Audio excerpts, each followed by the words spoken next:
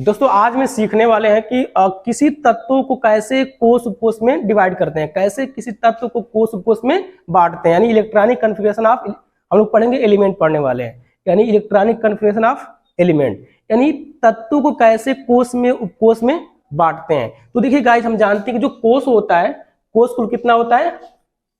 4, KLMN। मुख्य रूप से कोष कितना होता है? 4 होता है। आप लोग जानते हैं अच्छे से कोष कितना होता है? 4, KLMN।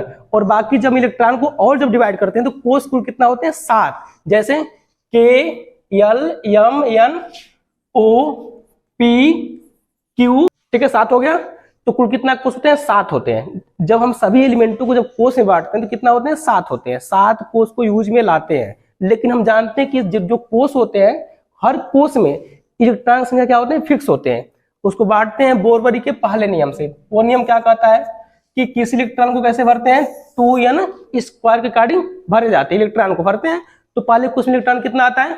2, दूसरे में 8, तीसरे में 18 और चौथे में 32। कुछ इस प्रकार इलेक्ट्रॉनों को क्या करते हैं? बांटते हैं। लेकिन हर कोष का, ये तो कोष को बांटने का तरीका होगा, लेकिन हर कोष का अपना क्या होता है? 4 उपकोष होता है। वो क्या होता है? S, P, D, F। जैसे मान लीजिए मैंने कोष लिया K कोष है, L है, M है और N है। तो K कोष है ना, तो किसमें इलेक्ट्रॉन कितने आते हैं? 2। लेकिन हर कोष का 4 उपकोष, वो क्या होते हैं? S, P, बोलिए आप लोग, D और F होते हैं। इसका क्या हो जाएंगे? 4, S, P, D, F। इसको बांटिए, इसका भी 4 हो जाएगा, यानी S, P, D, F। इसको बांटिए, S, P, D, F। अब शर्त यही होता है कि यह कोष पहला है, यह पहला कोष है। आ रही बात समझ? इसको पहला कोष बोलेंगे, यह दूसरा कोष है और यह तीसरा कोष है और यह चौथा कोष है। तो बस शर्त यही होता है कि जो नंबर लगा होता है शुरुआत में, वो नंबर उपकोष के पहले लग जाता है, इससे लग जाता है। आप जानते हैं कि जो पहला कोष इलेक्ट्रॉन इसमें आते हैं कितना? 2 आते हैं। आ रही बात समझ? K में 2, लेकिन हर कोष का 4 उपकोष। आप जानते हैं जो S होता है, जो P होता है, जो D होता है और F होता है। S में इलेक्ट्रॉन कितने भरे जाते हैं? 2, P में 6, D में 10 और F में 14 भरे जाते हैं। लेकिन जब हम इसको उपकोष में बांटेंगे तो इसको ऐसे लिखेंगे। देखिए, जो इलेक्ट्रॉन इसमें कितना आते हैं? 2। कितना इसके पास है? 2 है। तो इसे क्या लिखेंगे? इसको लिखेंगे 1s लिखेंगे। यानी पहले कोष के लिए उपकोष यूज में कौन सा आ रहा है? बस 1s आ रहा है। अब थोड़ा आगे चलते हैं, इसमें आ जाइए, L वाले में आइए। L का भी 4 उपकोष होता है। वो क्या होता है? S, P, D, F होता है। लेकिन यूज कितना इसमें करते हैं? 2, एक S का और एक P का। इसे कैसे लिखेंगे? दूसरा कोष है तो पहले क्या लगाएंगे? 2। दिख रहा है यहाँ पर, एक कोष है, S उपकोष है, P उपकोष है, D और F है। लेकिन जब दूसरे में चलेंगे, आ रही बात समझ, तो पहले 2 लगाएंगे। आ रही बात समझ? तो क्या लिखेंगे? 2। अब पहले कौन सा आता है? S। उसके बाद क्या आएगा?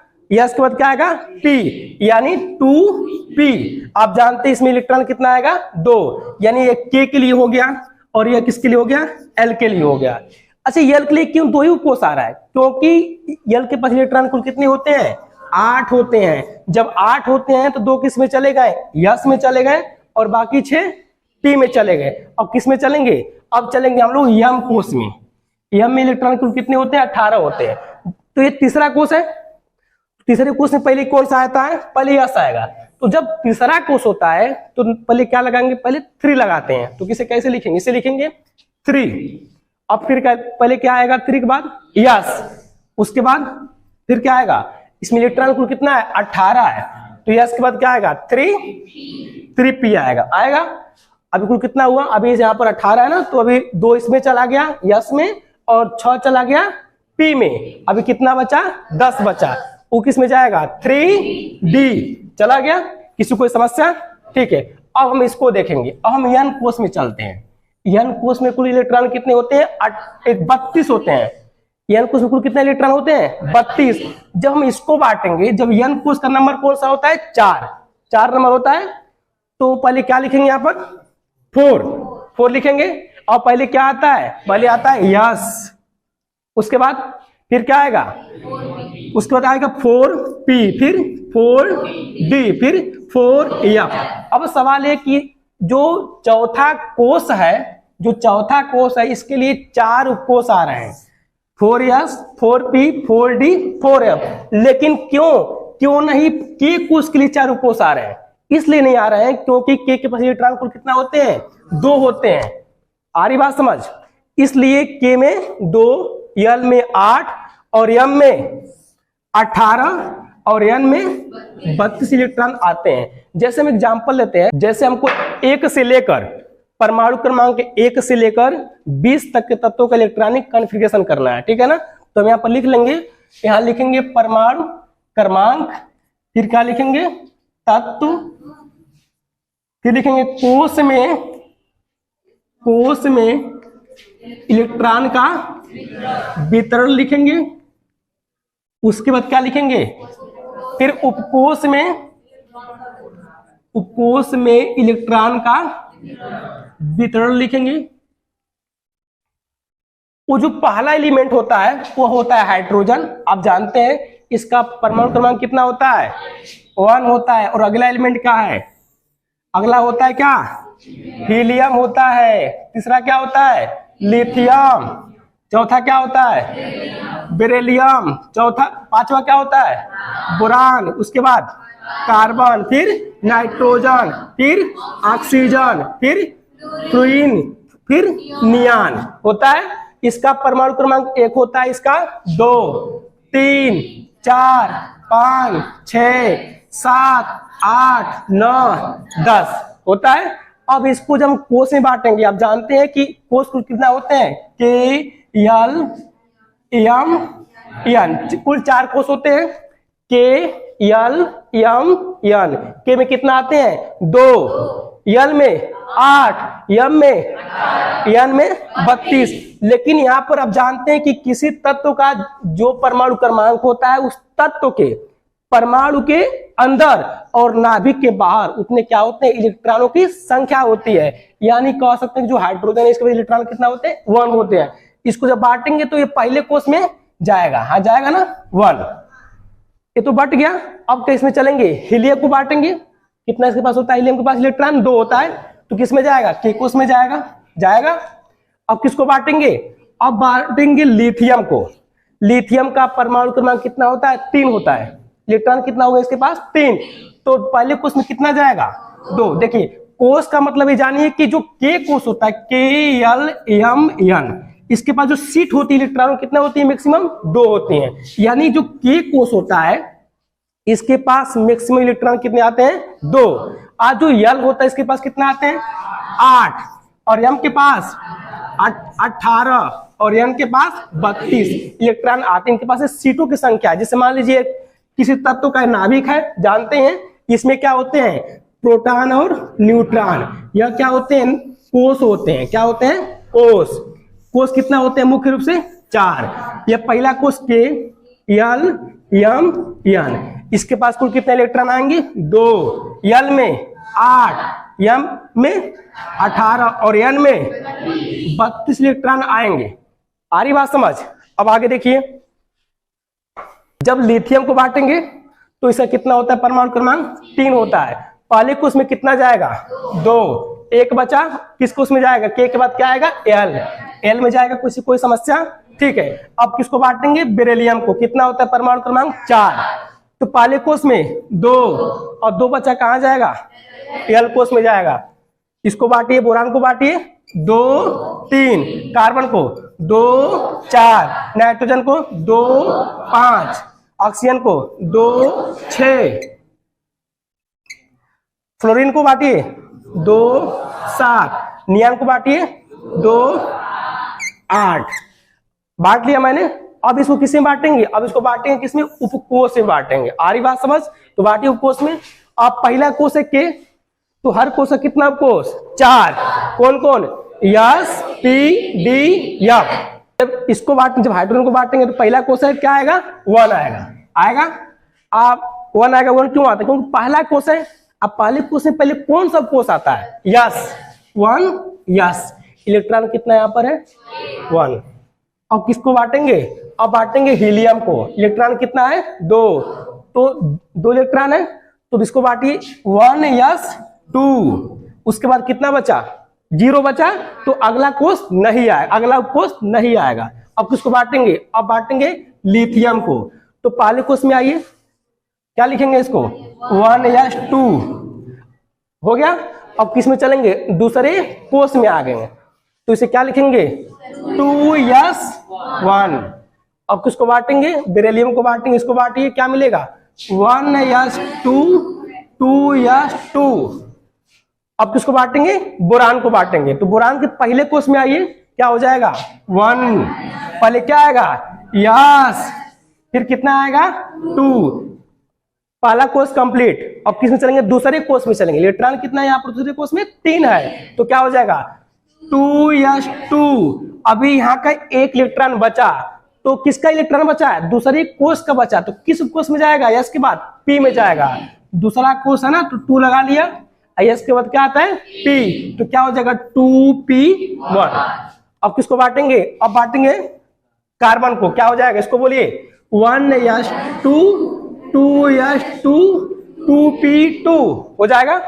अगला बांटिए 1s2 2s2 2p3 हो जाएगा।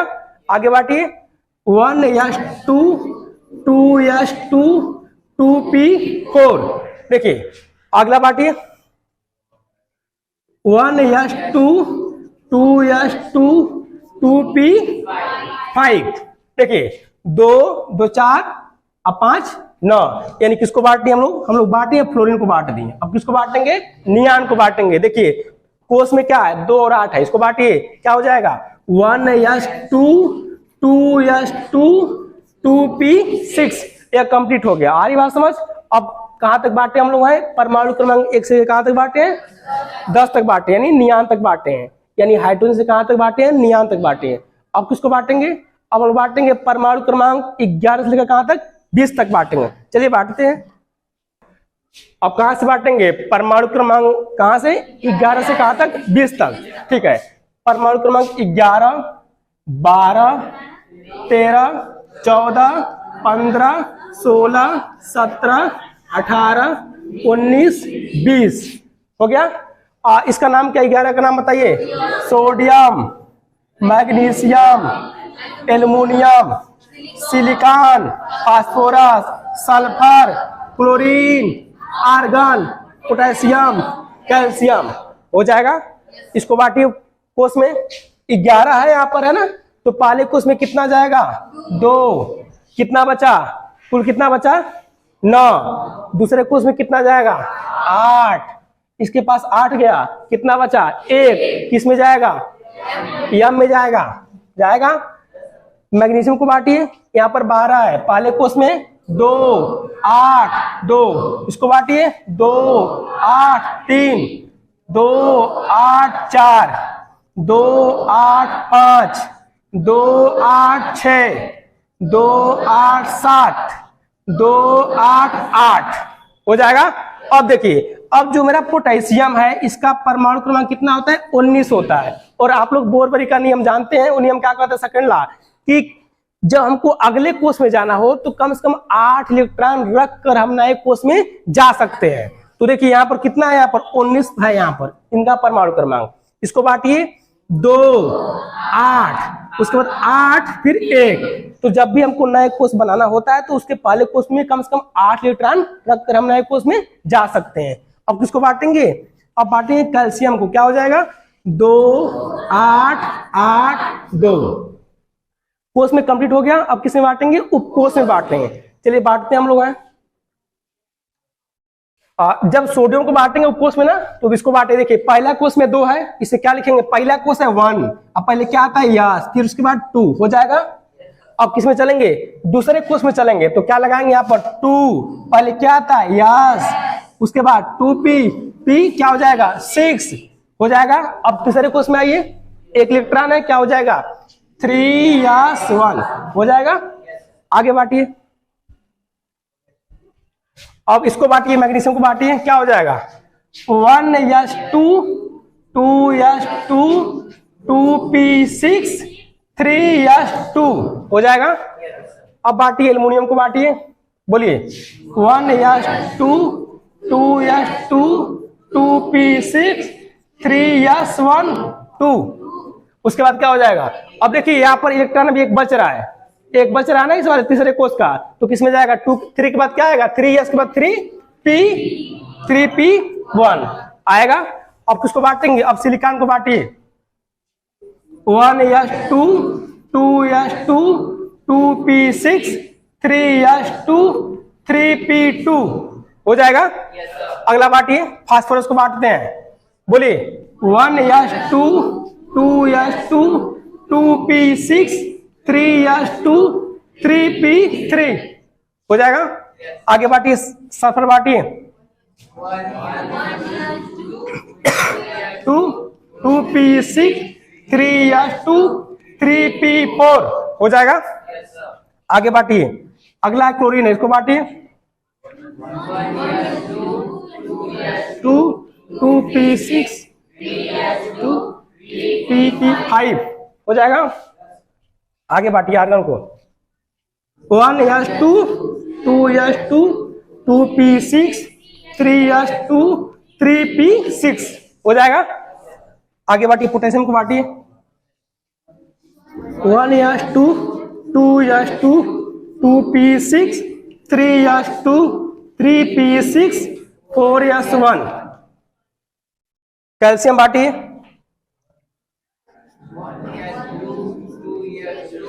2p6 3s2 3p6 4s2